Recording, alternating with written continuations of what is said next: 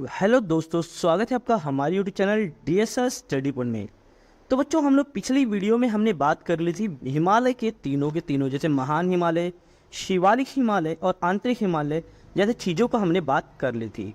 आज हम बात करेंगे बच्चों इस वीडियो में कि हिमालय में पाए जाने वाले प्रमुख दर्रे कौन कौन से हैं। जैसे उदाहरण के लिए काराकोरम दर्रा जो बच्चों आपको जम्मू कश्मीर में है, रोहतांग दर्रा, पीर पंजाल दर्रा ये भी बच्चों जम्मू कश्मीर में ही है, और शिवालिक दर्रा जो शिवालिक दर्रा है बच्चों ये आपका हिमाचल प्रदेश में है।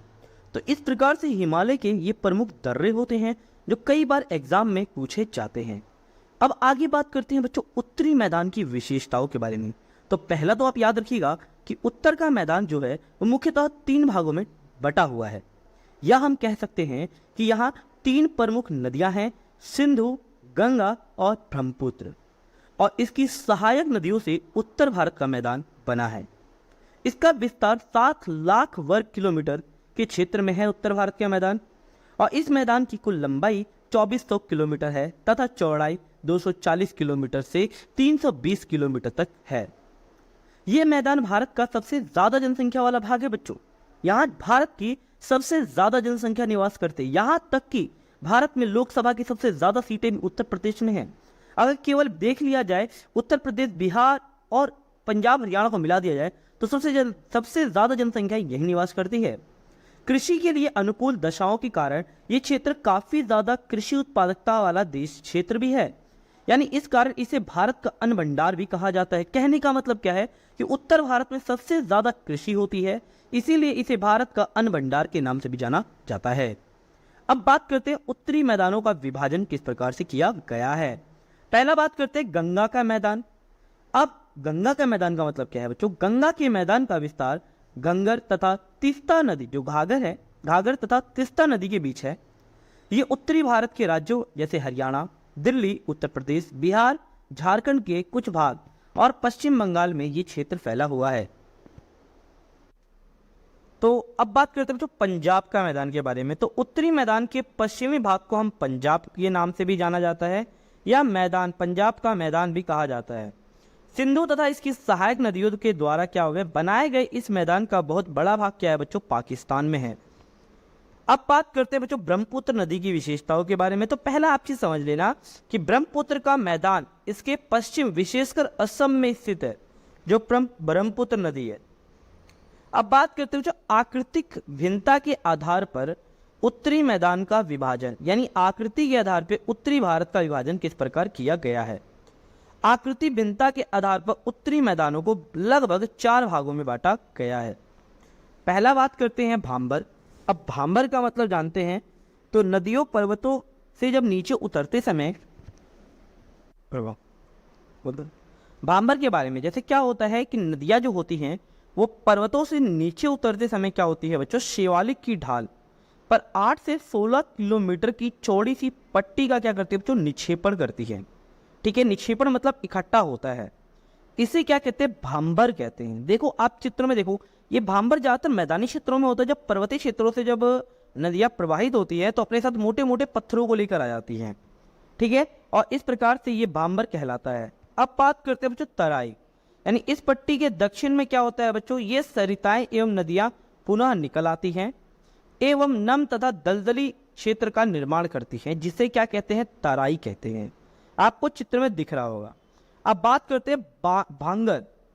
भांगर का मतलब क्या है? उत्तरी मैदान का ये सबसे विशालतम भाग होता है जो जलोढ़ मृदा से बना होता है, यानी पुरानी जलोढ़ मृदा से बना होता है, और वह नदियों के बाढ़ वाले क्या होते हैं? मैदानों के ऊपर स्थित होता है। इस भाग को हम भांगर के नाम से जाना जाता है। यानी जब नदियां, विशालतम नदियां जब नीचे की ओर आती हैं तो जलोढ़ का मैदान विकसित कर देती हैं, और ये नदियां बाढ़ वाले मैदानों के ऊपर क्या होते हैं? स्थित हो जाती हैं। ठीक है, अब बात करते हैं खादर। अब खादर का मतलब क्या होता है बच्चों? बाढ़ वाले मैदानों में क्या होता है? जो नए और युवा जो निक्षेप मतलब इकट्ठा जो खादर होती है, मृदा होती है, उसे हम खादर कहा जाता है। इनका लगभग प्रत्येक वर्ष क्या होता है? पूर्ण निर्माण होता है, इसलिए उपजाऊ होते हैं तथा गहन खेती के लिए काफी ज्यादा आदर्श माने जाते हैं जो खादर होती है। याद रखना बांगर और खादर दोनों ही क्या है बच्चों? जलोढ़ मृदा की एक प्रकार है। अब बात करते हैं द्वीप समूह। याद रखिएगा भारत में 2 द्वीप समूह हैं पहला है बंगाल की खाड़ी के द्वीप और दूसरा है अरब सागर के द्वीप। चलिए बात करते हैं आखिर इन दोनों द्वीपों में डिफरेंस क्या है। तो पहला बात करते हैं बच्चों अरब सागर के द्वीप। तो ये द्वीपों का ये समूह क्या था, छोटे प्रवाल निक्षेपों से बना हुआ है। प्रवाल निक्षेप का मतलब होता है जीव होता है बच्चों प्रवाल, ठीक है। उसका स्केलेटन जो ऊपरी भाग होता है ना अपर, तो वो काफी मजबूत होता है, उसे प्रवाल द्वीपों से बना हुआ है।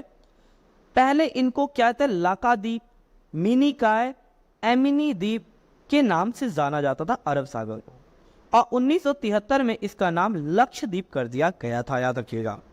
और यह 32 वर्ग किलोमीटर के छोटे क्षेत्र में फैला हुआ है, ये जो अरब सागर है, ठीक है। कावारस्ती द्वीप लक्षद्वीप का प्रशासनिक मुख्यालय है। इस द्वीप समूह पर क्या होता है बच्चों, पादप और जंतु बहुत से प्रकार के पाए जाते हैं।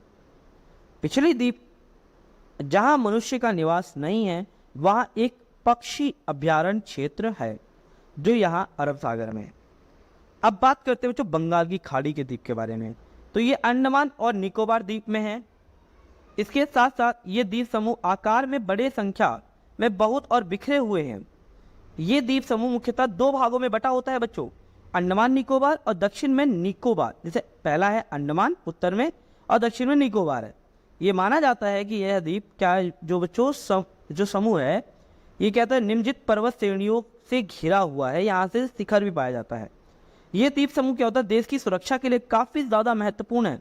जो है अंडमान निकोबार द्वीप समूह सुरक्षा के लिए काफी ज्यादा इंपॉर्टेंट है। इन द्वीप समूहों पर पाए जाने वाले जो पादप या बहुत सारे जीव जंतु होते हैं, उनमें विविधता पाई जाती है, अलग अलग प्रकार के जीव जंतु यहाँ पाए जाते हैं।